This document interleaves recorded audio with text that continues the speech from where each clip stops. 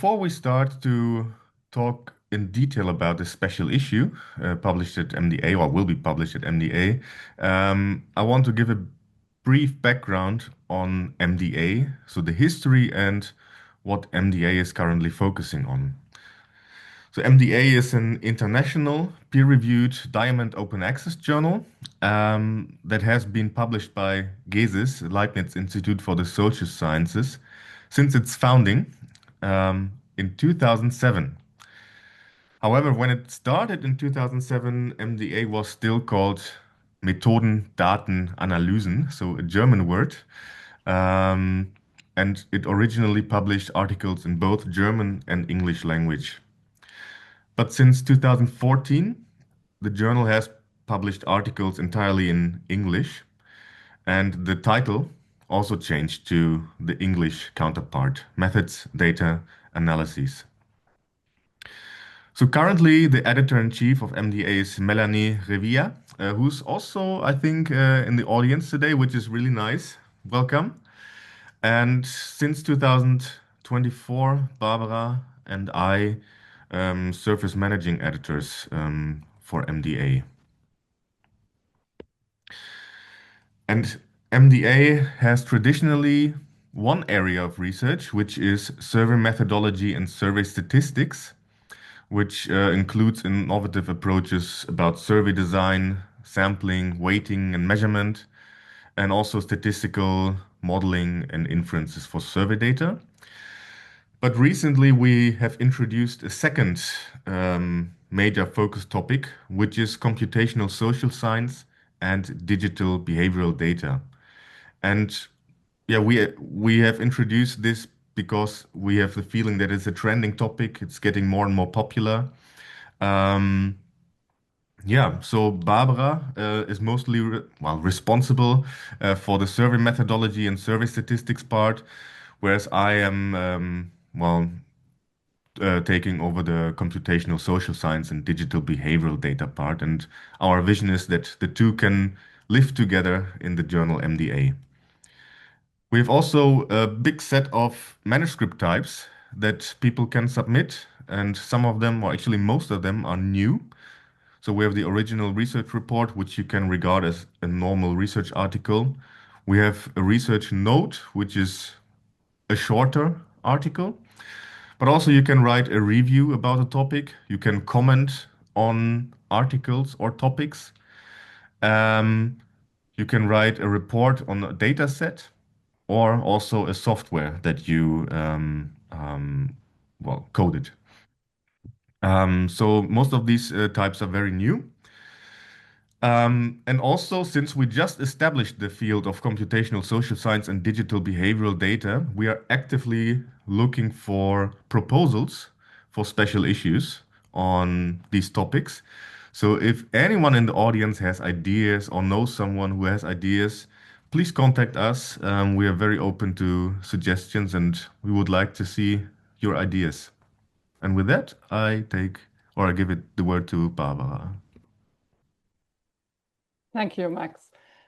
So before we start the panel discussion, I want just to briefly introduce our special issue editors, Rachel Gibson and Trent Buskirk.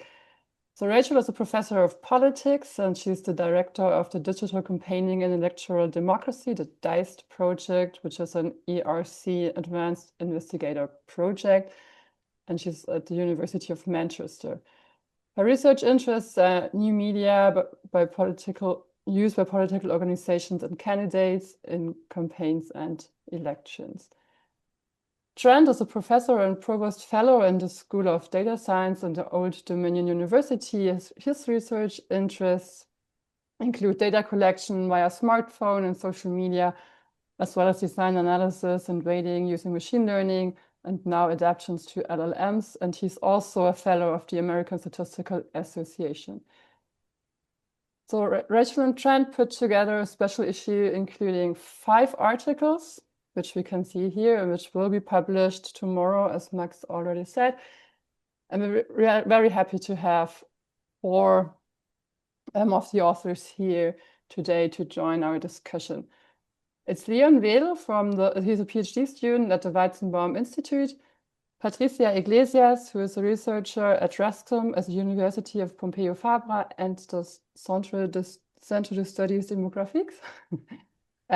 Brady West is here. He's a research professor at the University of Michigan, Ann Arbor, and Neve Cashel, PhD student at the University of Manchester. So we're really happy that you all agreed to join this panel discussion. And as you can see from the titles, you might see it's about different data sources like visual and audio data. So I'd like to start the discussion by asking you, Rachel and Trent, about your idea.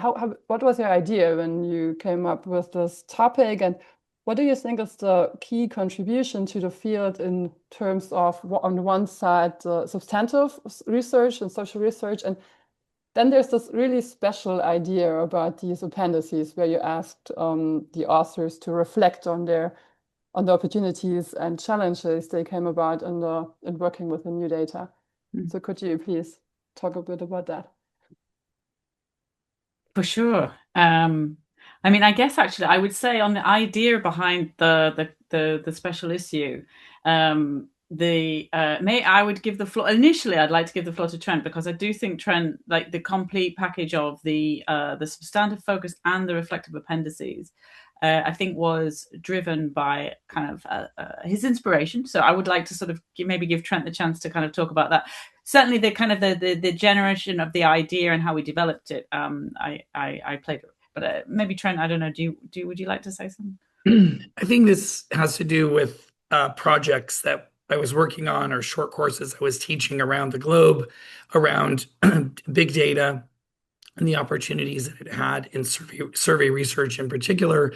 And it turns out that lots of people were kind of wanting to use these data sources, but not necessarily knowing how to scaffold the use of them, at least efficiently in the survey research process. And so I gave a couple of short courses, and Rachel was actually in the audience in one of them. And she afterwards approached me and said, would you be interested in maybe brainstorming a little bit about what else we could do and sort of pushing this idea out? And so I think from there, that discussion, sort of the idea of the special issue was born, and MDA was a great sort of home for that. So it's sort of how it kind of rolled out. Yeah, I just add that I think I attended a course, and I think you gave a guest lecture, Trent, on the kind of it was a data science GASIS run course, and so from that I was working in my own digital campaigns project with some linked data. And sort of not being trained necessarily in the linkage aspect, it seemed like this was something you were pointing to as being like a new frontier in a way for survey research. So we've been through the three sort of eras, as they've been described, and are we on the kind of cusp of something which is quite new? And so through that conversation, that the first idea I think came for the emergent data and the idea of linkage, and this question about how do we, what are we doing with these linked sources? Are we augmenting? Are we validating? Are we answering new questions? So what is the role? So that was the kind of the starting point. And I was trying to think about the reflective element, which was kind of sort of an additional component that I think came a bit later. I think in the process. So, and we're going to talk a little bit with our authors about that. But yeah, Barbara, I think that was kind of the starting point, was this kind of commonality that we had around the value of linked data. Where are we going with this as a kind of field, and wanting to bring contributions in that were working to kind of sort of navigate this new direction. Do you want us to carry on as the two of us, or do you have another question? Do you, Barbara, have another question? No, thank you. So this was my main question, how you came out, and thank you for choosing us to work on that project with you. Yes, and I think that was we just also felt really supported. I don't know, again, I don't want to speak for both of us, but I think we sort of felt like this was not necessarily an idea of having these reflective appendices where we asked our authors to kind of reflect on the process of designing the project that they did, how they delivered it, what they did, we were really wanting people to kind of like be a bit more exposing of the process underlying the final result, and kind of what actually the decisions that they made along the way, what they discarded, what they kept. So these reflective appendices, which are kind of running in parallel with the papers, we hope kind of open the lid or pull a little bit the lift the hood of the car on the workings of the papers. And we recognized this was something which was a bit different. And so it was like the fact that MDA were willing to kind of come behind and back that and run with that.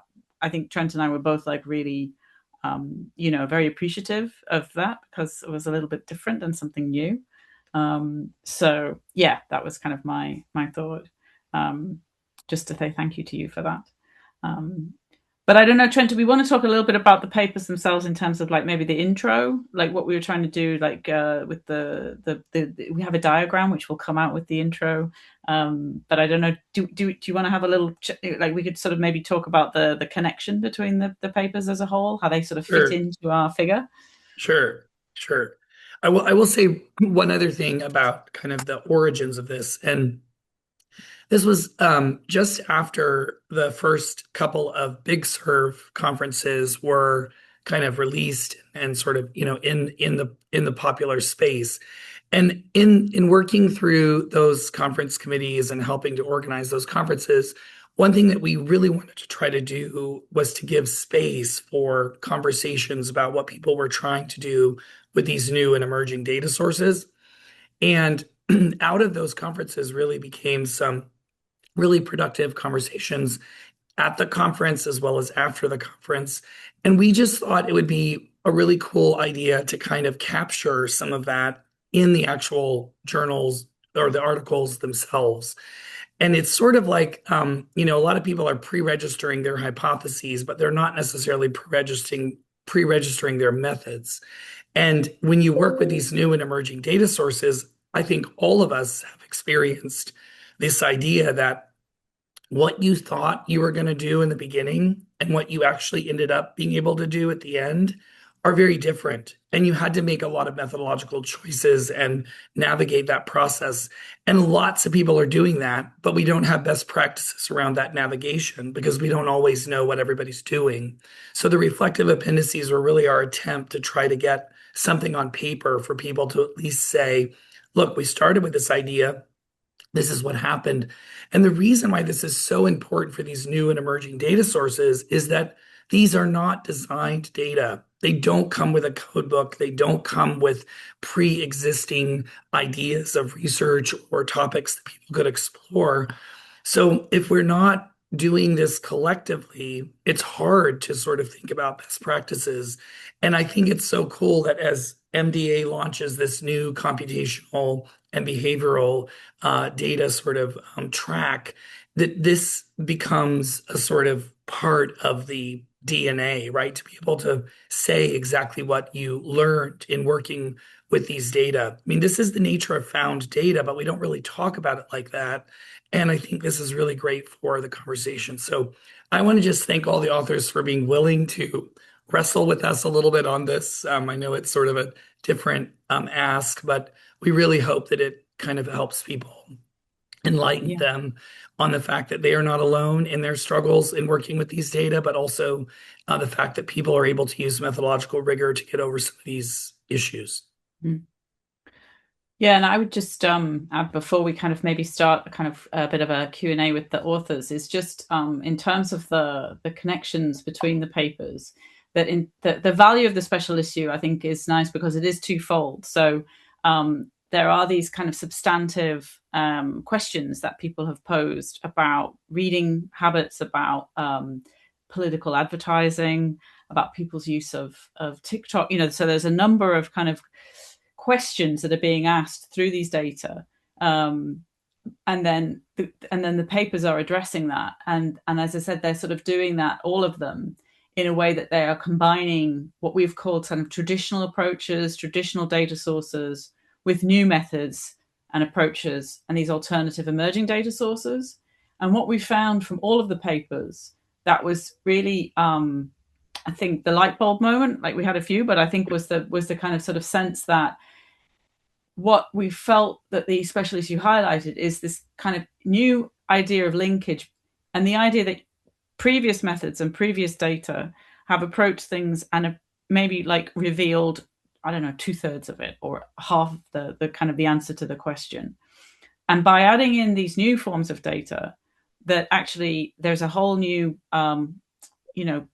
picture perhaps, or a fuller picture that is now being revealed, with its set of complications, opportunities, but also challenges. And so because it is something that is kind of really new and different, I think that also pushed us towards this kind of reflective pieces, because it was kind of thinking, well, if people are trying to engage with this, they probably would like to kind of have some reassurance they're not alone, or they're not kind of dealing with these problems. There are other people out there who are trying to tackle with these data. And so actually it was sort of a way of kind of saying, when you're writing a piece and you sort of feel like you're the first person to encounter this, you may not be. And actually this is kind of like part of the process. So I think that we sort of felt that it tied in with the kind of more move that within the broader field about open data and open research, that this agenda is kind of is being pushed out. And so people are, more likely to, they're sharing their data. But this is kind of almost like, I think maybe you referred to it, Trent, as a sort of like pre-registration of your methodology as well. It's a kind of sort of, what were you thinking of doing at the start, and then how did you adapt that as you went on? And so we felt like that was something that was really important, particularly in this area of this kind of new, these challenges that people are facing.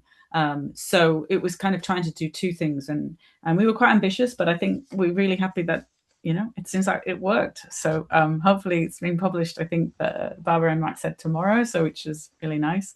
So yeah, so I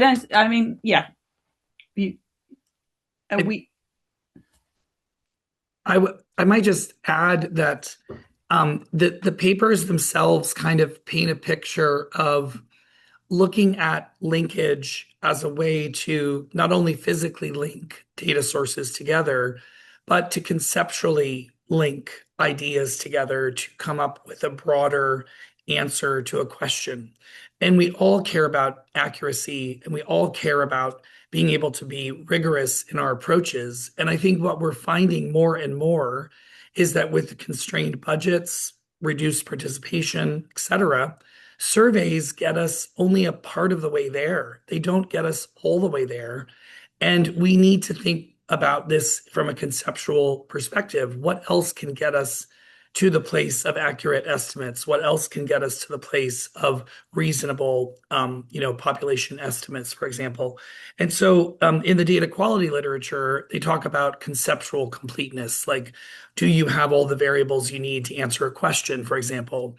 And this is one of those examples where, if you look at the diagram in our intro, we kind of point to this idea that every single article in the special issue handles this case slightly differently, but at the same time, the unifying kind of theme is that there is an attempt to think about conceptual completeness, and bringing in these new data sources allows for a broader examination of the problem and potentially an improvement in the accuracy of the estimation of that particular research endeavor. So I think that's the spirit that these articles bring. And I think that's kind of the spirit that we have to have going forward in our research processes in order to be really productive in the current environment.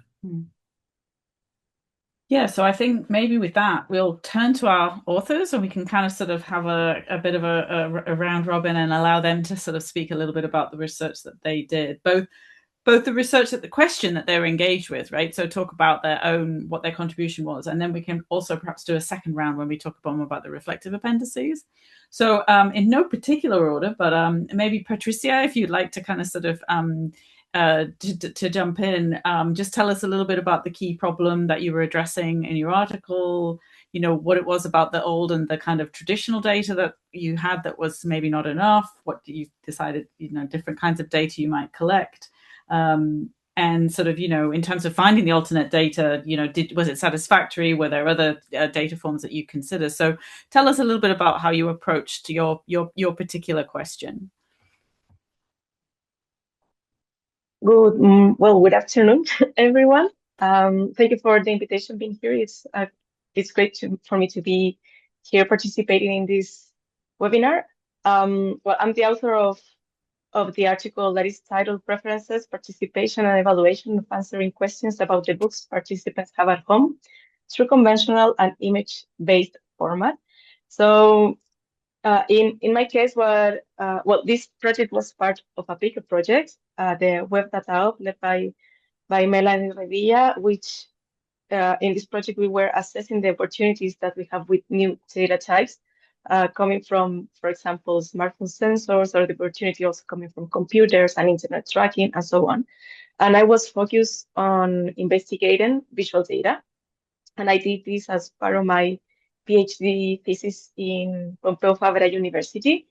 So I think when my first objective overall was to study whether it was feasible to collect images through surveys. It was a methodological issue because we didn't have that much research at the moment. When I started and when I was conducting my thesis, we knew about the willingness to share this data. We knew about some surveys asking respondents to send images, particularly surveys in social sciences. But the levels of participation were different, of willingness were different. There wasn't a clear picture, no pun intended, of what was going on overall in the sense of participation and also of data quality, whether these photos or visual data could help us to complement information, to get new information, or to get information of better quality at the end of the day. So it was a very broad path. And in this paper in particularly, I was focusing on participation because even when photos had all these opportunities to improve quality, we didn't know if people were going to participate. So it was important to understand how participation, how were the preferences of respondents, or whether they were offered different types of data, which they were going to choose, and how they evaluate this participation. So we, in the project, it wasn't that we had a substantive problem and then we decided on this alternate type of data, but we did the other way around, saying we have visual data, how could we make the best of it in social sciences? Because, yeah, you can ask photos of anything, but is that relevant? Does that solve a problem? So we were thinking of something that could be relevant for social sciences. My program was in social sciences. I'm a sociologist. And we, doing some research, we found this question that is usually asked in some surveys, which is about the number of books at home. And we thought, like, okay, this is visual. We could go this way and try to, we were reading papers and they were explaining how the number of books at home was a proxy for cultural capital, socioeconomic capital, how it might relate to children's outcomes in primary school. So it was something that it was relevant, and there was a lot of literature about it. So we thought, okay, let's go with this example, acknowledging that it was very complex because most surveys so far asking for images were asking for a photo of your surroundings, a photo of your heating system, a photo of your expenditures. But in this case, it was photo of books, which could be one photo, or it could be 10 photos, depending on each person's books and how they are located around the house. Because we were also very focused on children's books. And we decided on that because we contacted some substantive researcher in education, and they made the distinction between children's book and general audience, like the parents' books. So we, at the end of the day, decided to approach this topic in a conventional and in a new way. So we did an experiment and we asked respondents to tell us about the book they had at home for illiterate children, for toddlers who don't know how to read, then for children and teenagers who know how to read, and for a general audience. This with open-ended questions that they could type their numbers. And we also asked them for photos, and some of them could choose.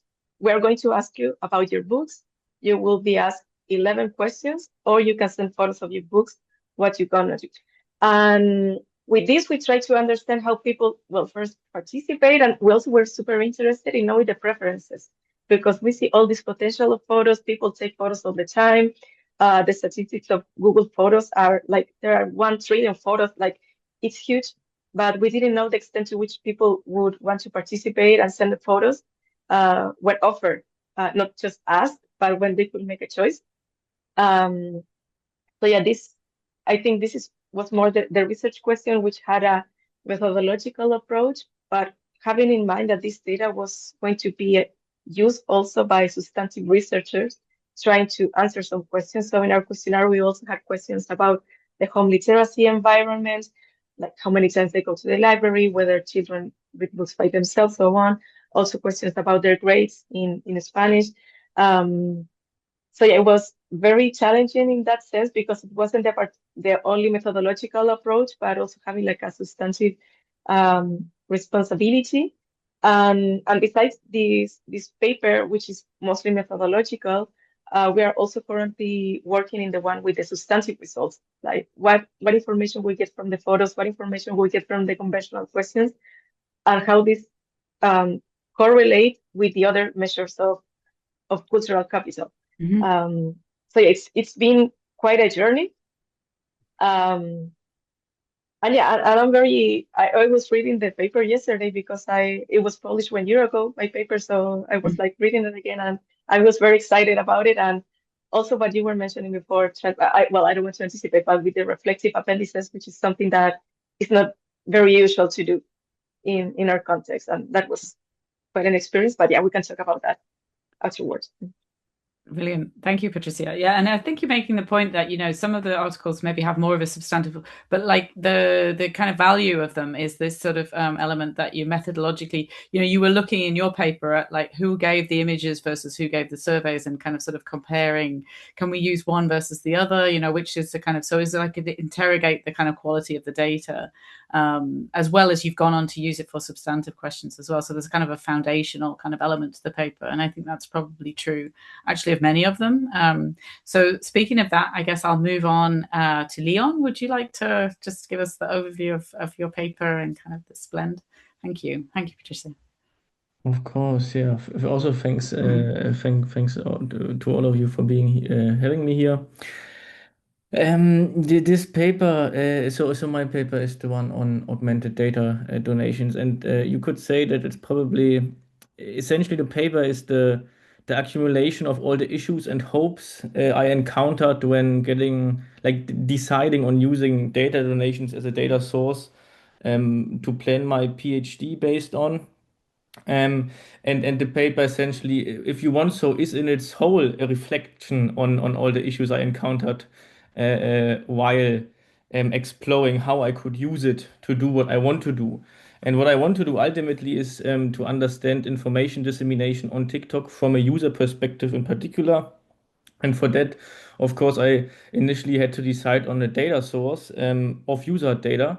And the problem, or what annoyed me with more established data sources, so to say, was that they were either reactive, so log data, or screenomics, like screenshot apps, like they are, and people know that they have installed them, right? And so they might behave differently while the apps log data.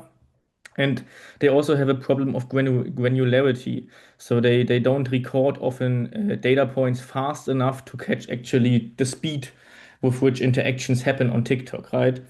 And one other option would be sock puppet accounts. So that's like you essentially set up virtual users, bot accounts that behave in a certain way, which you have to also make decisions on, which ultimately leads to having no ecological validity.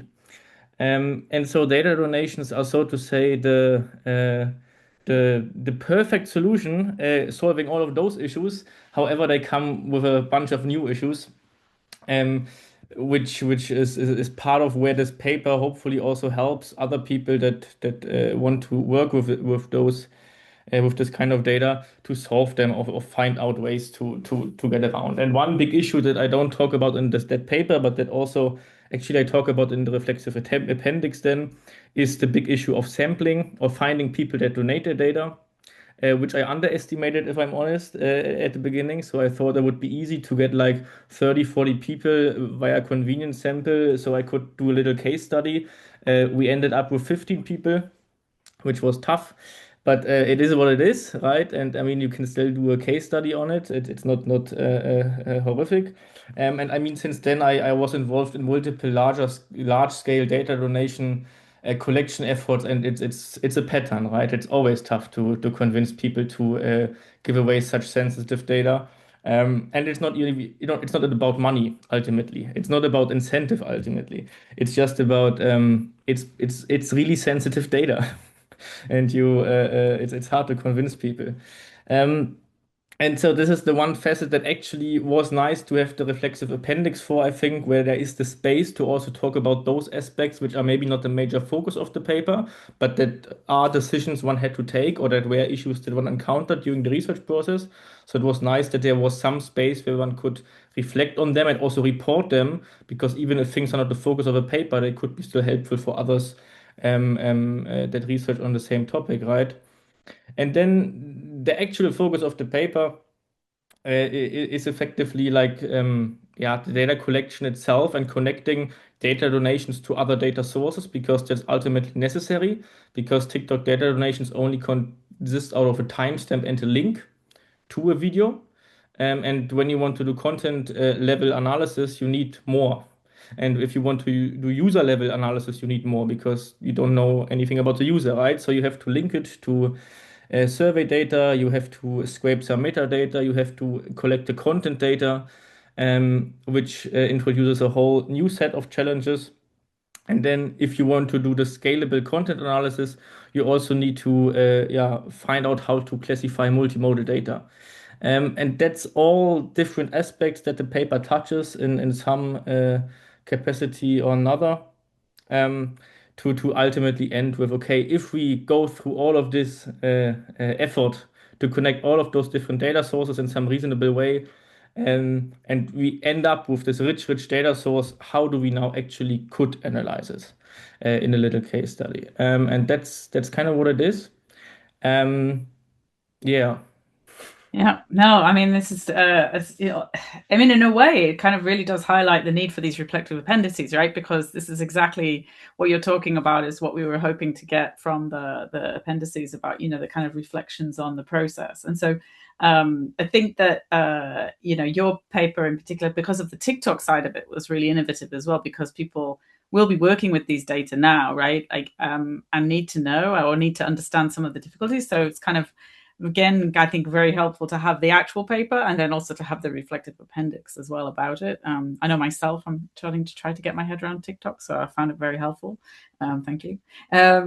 So maybe now, I don't know, we could switch to Brady, because I think Brady's paper, in a sense, was a little bit of a different paper in that you didn't have so many problems, Brady, that you encountered in yours. We had to really push you to find problems with your research. Well, it's not to say we didn't have problems, but yeah, no, I want to echo everyone in saying thank you again for working on this special issue. I think it's very in demand, and I think it's going to be very popular. So, also very happy to be here, and thanks to everybody working on MDA and Fugasis for putting this on. So, really happy to be here. Yeah, so we talked a little bit about record linkage earlier, and my paper in particular focuses on issues that come up when you're linking these different news sources of data, and the linkage itself may not be perfect. So a lot of times when people are performing secondary analyses with linked data sets, you think, "Oh, this is great. I have a linked data set and I'm ready to go, and I can leverage the information from one data set to help predict information in another data set, and fit some really cool models and things like that." And people don't really think carefully about the overall process that led to the linked data. And I think with some of these newer data sources, there's a higher probability that there could be some flaws in that process that link these files together, or if you're using some form of probabilistic record linkage, there could be a higher probability of mismatches depending on the types of data sources that you're linking. So, for about the past 5 years, I've been working with a statistician at the University of Virginia. His name's Martin Slosky, and I think we've had a very fruitful collaboration, working on problems related to secondary analyses of linked data sets. And we've been working with support from the National Science Foundation here in the US on developing statistical methods that can be applied to linked data sets that adjust for potential errors that can arise in the record linkage process. And so, as part of that work, we developed a methodology for adjusting the outputs of machine learning algorithms to reflect potential mismatch errors in linked data sets. So, can we improve the predictions that are generated by machine learning algorithms by adjusting for potential mismatch errors based on a record linkage process? So, we had previously written the more kind of technical methodological piece on how to adjust bagging, how to adjust random forests for potential mismatch error in linked data files. And in this particular paper for the special issue, we were looking at the challenge of linking social media data, specifically from Twitter, or now called X, with survey data, with the permission of individuals. And thinking about the kinds of mismatch error that can arise when you're asking people for permission to link their survey responses to a social media profile and try to understand relationships between variables in those kinds of data sources. So the paper for the special issue was really an application of that methodology for improving predictions based on machine learning algorithms in a way that adjusts for mismatch error. And we applied that to the case of linking social media data with survey data in a very specific kind of model, looking at predictors from one of a dependent variable in another. And in this case, we were linking Twitter data with survey data where people were asked for their Twitter handles. And so I think a challenge in thinking about this study was how to simulate that kind of mismatch error. Because in this case, they were asked for their handles, and assuming that they provided handles that were correct and free from typos, there wouldn't be any mismatch errors because you're linking handles directly with the profiles. But I think an interesting part in the reflective appendix helped us think more about this was really thinking carefully about what are the different kinds of mismatch error that might arise in this scenario where you have to ask people for consent. They're giving you their handles, and you assume that they're giving you their correct handles before you do that linkage. But a lot of our thinking in this was, well, exactly how might mismatch error arise in this context? And in the paper itself, we simulated what would happen if different types of mismatch error emerged, and then evaluated the ability of machine learning algorithms to recover the predictions that would have been generated with the exact correct data set. And we showed that this general methodology that we developed for adjusting predictions based on machine learning algorithms to account for mismatch error did in fact work pretty well, and also works pretty well when that mismatch error is informative as a part of the record linkage process. So there's observable variables that can be used to predict the quality of the record linkage. And we found that in an additional simulation that we conducted. So overall, I think it was a nice application of the methodology, and we have some software out there that implements not only this case for machine learning, but we have a more general R package called PLDA mixture that people can use to fit a variety of classical parametric models to link data sets that account for different types of mismatch error when there's some information about the quality of the match, like a probability of a correct match, provided with the data set that's being used for secondary analysis. So we want to eventually add this machine learning methodology to that R package. That's a work in progress, and we're working to apply for some additional grants in order to help do that. But right now, the methodology for the machine learning adjustment is kind of its own standalone GitHub code, but more than happy to consult with people about how to use it. But yeah, I think we spent more time probably on the reflective appendix than we did on the paper. And I think Rachel and Trent can can confirm that. But yeah, they made us think really hard about the issues that could arise, and how we arrived at this data set, and like they were saying, whether everything went according to plan. And I think for the most part, like I said, it did. But we were trying to think in practice when people are linking these data sources together, what's really important to think about and what's really important to look for, especially in terms of record linkage, to know if something's gone wrong and there's some type of potential error that you need to adjust for when you're performing analyses of the linked data. So in that sense, working on the reflective appendix was really valuable, and I think we came up with some some good solutions for practice based on all the different things that we hypothesized could go wrong when working on this kind of problem. So yeah, that's pretty much everything in a nutshell. So really, again, grateful for the opportunity to publish in this special issue, and yeah, looking forward to talking about it more. So.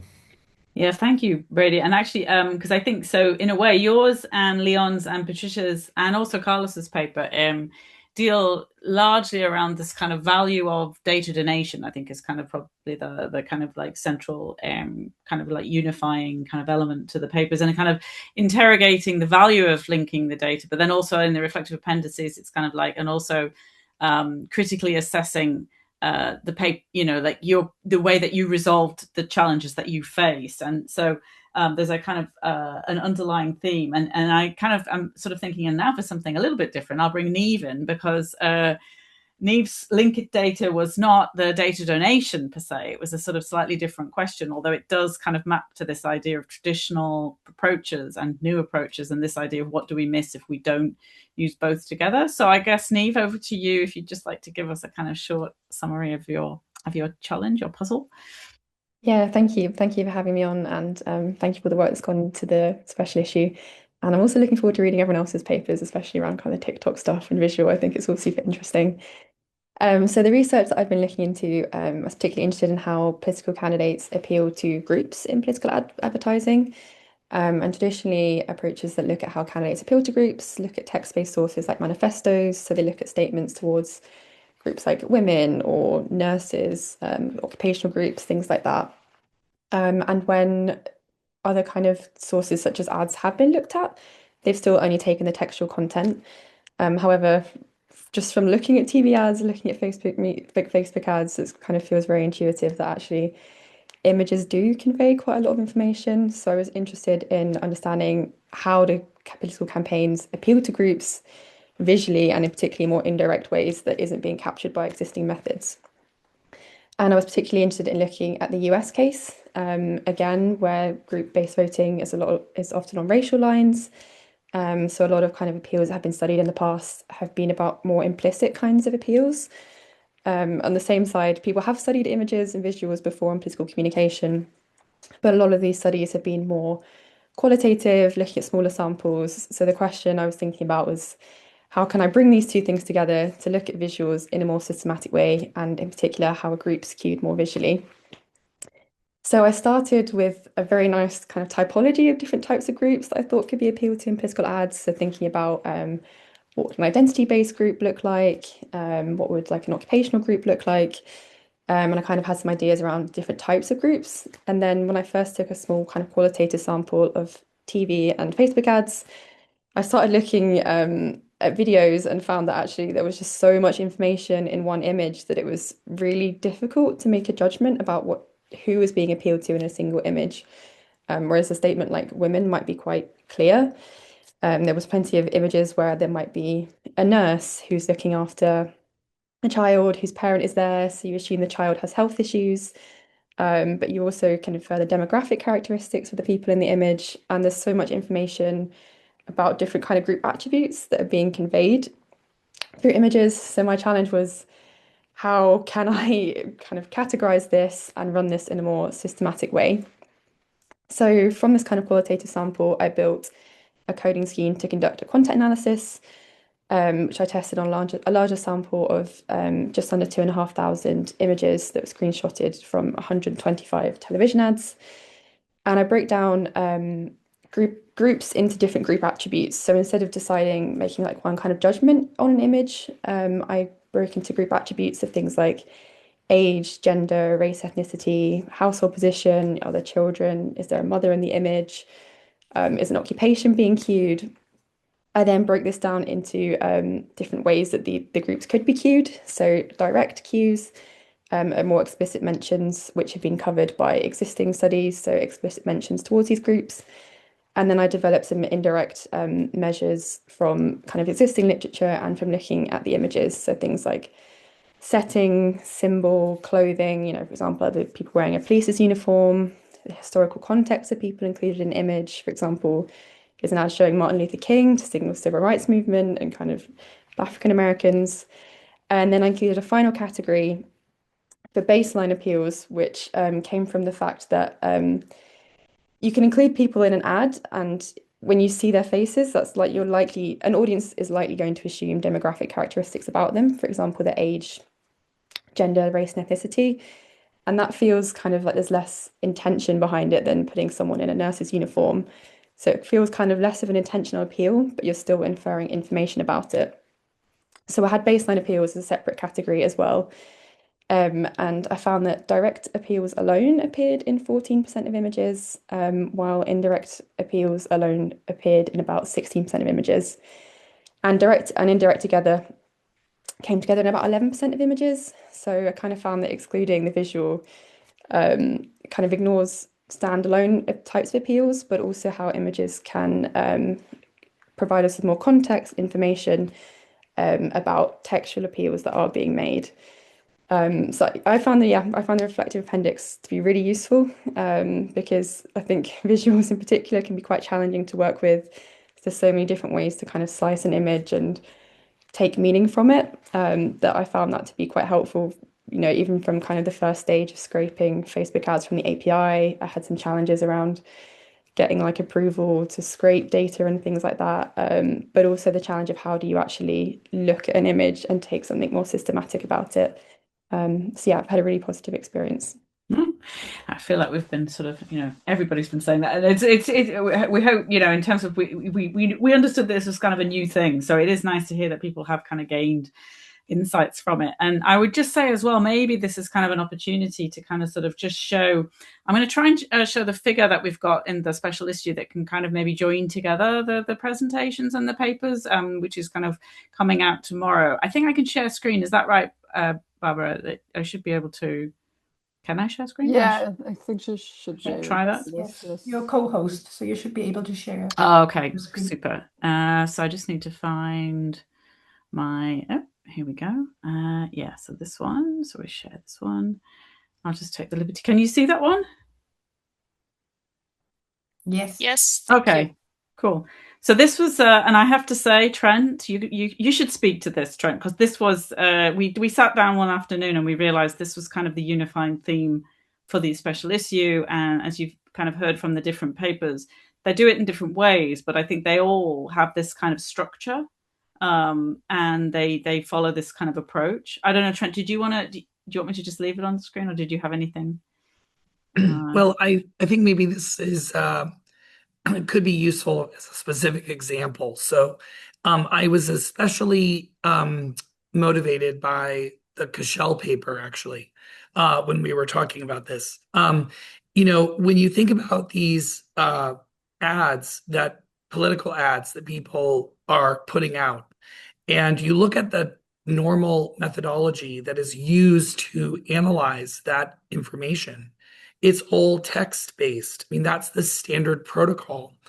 And I think what Neve's paper really shows is that you don't get as far as you could if you restrict yourself to the current methodology, because ads are now becoming more visual.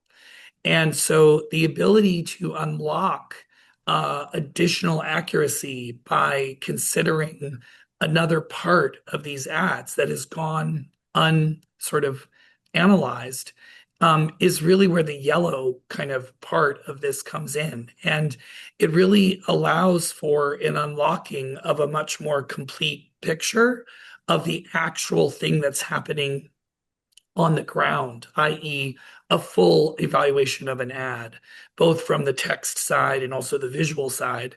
And she really is really interesting in the work that she did. She showed that what exactly do you miss when you don't include the visual piece, right? And so that yellow part of this diagram really does demonstrate, at least in her paper as an example, that you do not get all the way there with only the traditional sources. And this is essentially the motivation for many of the papers in the special issue, if not all of them.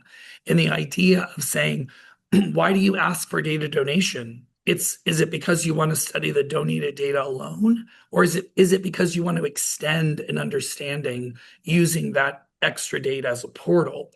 And even Brady's paper reminds us that while this is a great opportunity, there could also be error in that approach. And so being responsible about that from a total error perspective is a really interesting way to wrap this around. So we were just really motivated by the connections in these papers in a way that sort of surprised us. And so for what it's worth, this is kind of our approach to try to put a visual to what we were seeing in the papers. Stop the sharing at that point. Hopefully, I think we should be. Are we back? Yes. Yes. Okay, great.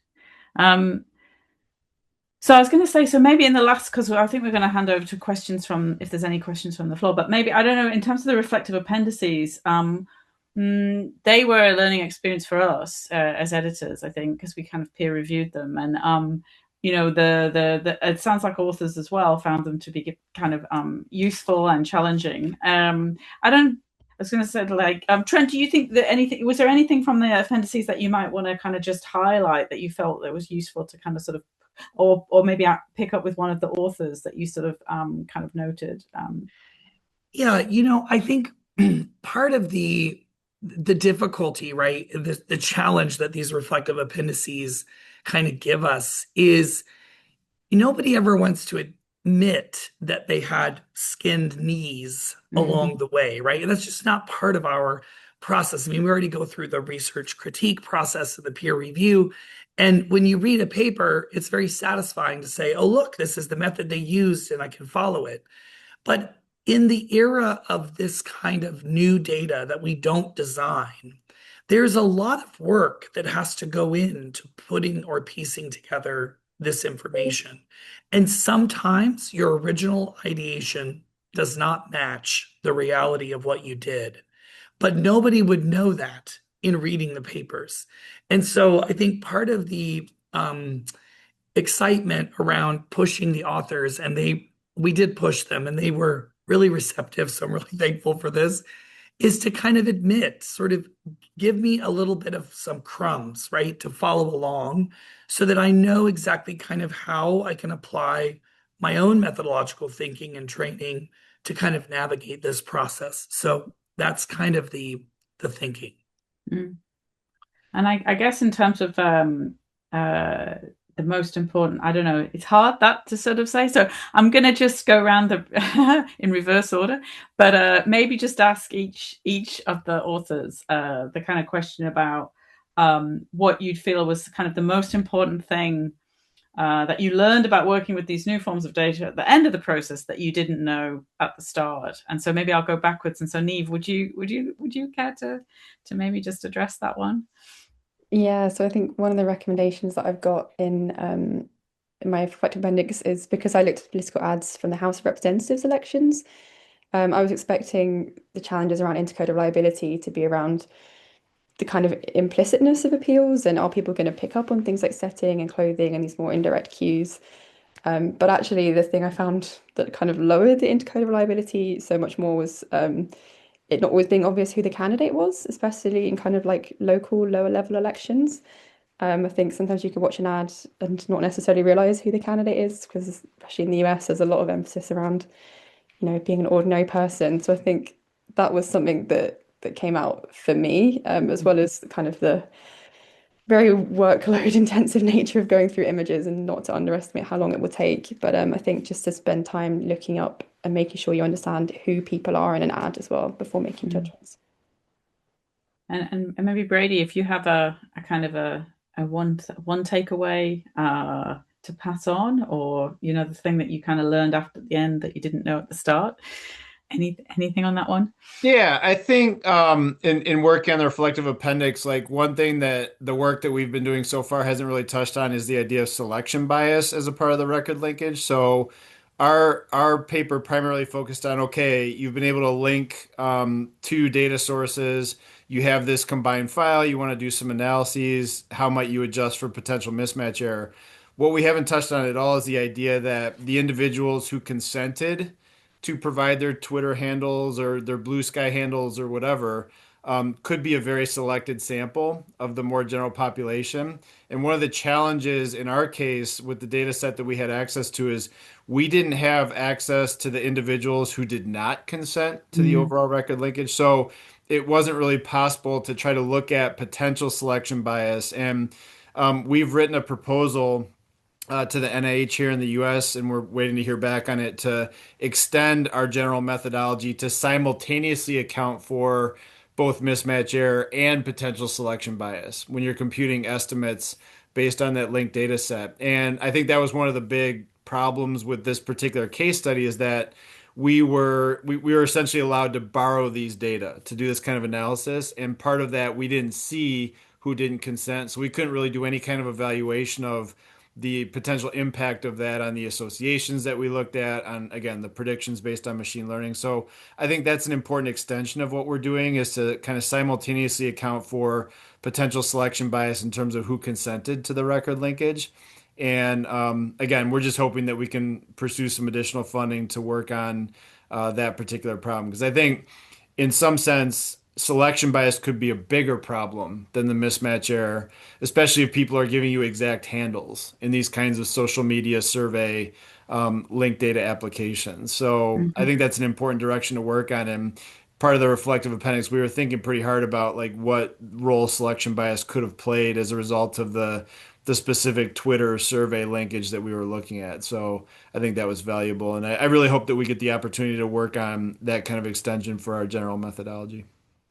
And then I guess, Leon, I know that you have talked about the sample size, right? And the problems of actual just getting people to sign up. So is there anything else other than that you kind of would take away as a lesson learned for going forward for TikTok augmented data donation? I think in general, just consciousness about things you're usually not conscious about because you do them intuitively. If you're comfortable with the field you're in. At that point, I came out of a very data-driven, very data-driven master's degree. So there were a lot of things I just intuitively did because I learned them like I did them before. And I think this reflexive appendix to some degree also forced me to uh, be aware again that I actually made a decision, even though I was maybe not aware of making a decision, so to say, if that makes any sense. But yeah. Yeah, I guess it's that kind of almost like unconscious bias, maybe, or but yeah, I agree. And so, Patricia, coming back to you, is there anything from your you'd like to share as being perhaps the thing that you would take away or like to give to others as being what you didn't know at the start that you wish you had done? Well, yeah, many things. I think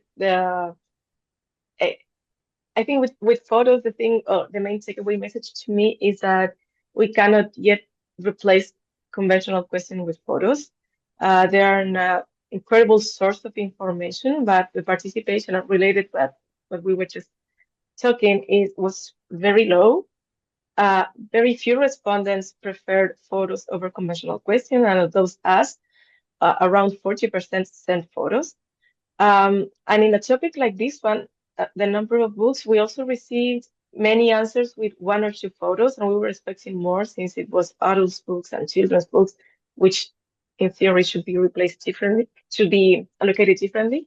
So I think now to me, photos can complement conventional questions. And in this particular case, I would say, because we don't get only the number of books, but we can get the titles of books, we can get the languages of books, and other information that might enrich what we understand with cultural capital, for example. And to me, that's important now that we don't need to replace but complement. And also, it was with this reflective appendix and the overall discussion that I had in my thesis that there's the eternal balance within representation and measurement and the quality and participation and yeah, in this case, I think to me the learning is that we can get good information with photos. We should propose them. We should implement them when we can, because it's also a big implementation and you need resources for that. It's more expensive than a conventional survey, but if we can make the best with mixing the two, it would be great. But also, and I would say it was the most practical learning, is that when it comes to photos, classification is a big issue. We were dealing with photos of books, and I was expecting books organized in a certain way, but especially with children's books, they were all over the place, over the floor, over the bed, one on top of the other, open, closed, like it was all types of images. And yeah, you need to extract the information, and we did it manually. Because we talked with some experts, but the algorithms at that moment were very limited on what they could get. That was 2 years ago. Maybe today the overall picture would be very different with AI. But yeah, I would say that those are my two things. One, don't stick to photos because people might not send them and you could get representation issues. And on the other side, very much in mind what you're asking, because if it's something that you need a lot of details, it could be difficult to extract from the photos. Maybe it's something general, like in previous literature, it was a photo of the heater to identify the type of heater. That would be something easier to do. But when you need the photos of the books and the titles of the books, and then categorize the books based on the title, that's another thing. So I would say those are my main two messages.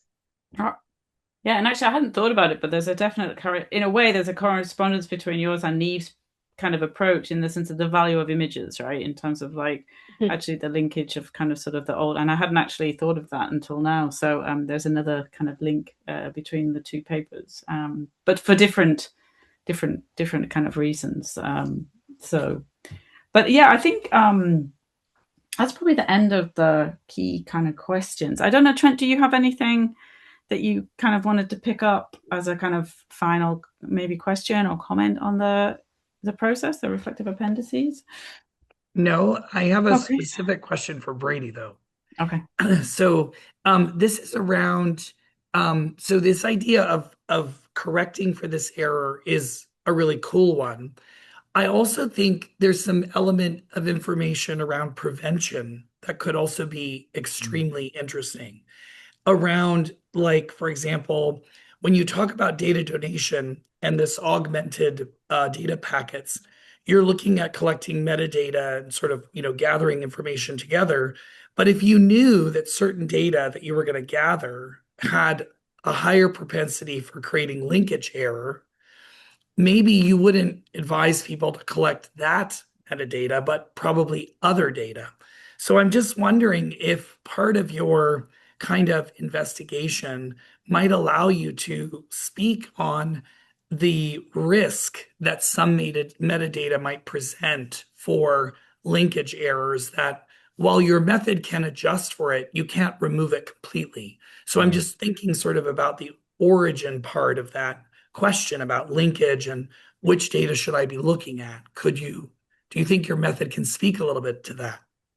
Yeah, so the nice thing about the method in general is that it is allowing us to try to incorporate reasonable adjustments for the mismatch error in the presence of very limited information about the quality of the linkage. So even if you had like a binary indicator that said, likely correct match, likely incorrect match, or something simple like that, the algorithm could use that to estimate probabilities of a correct linkage. And if you have probabilities of correct linkage based on a probabilistic linkage procedure, that's all the better.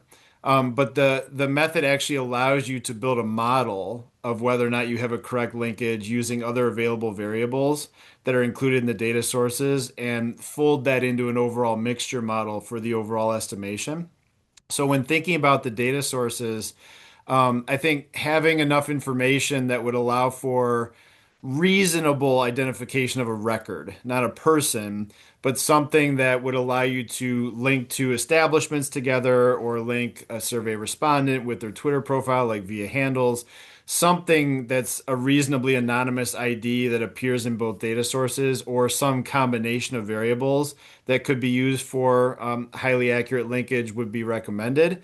But I think the nice thing about the method is that even if you are not positive or you have very general variables that are used to link together where there's a higher probability of an incorrect match, the algorithm can effectively process that information. So even if you don't have the ideal ID variables or whatever is necessary to maximize the probability of a correct linkage, the algorithm can still run with that and try to estimate that probability of a successful linkage, even in the presence of limited information.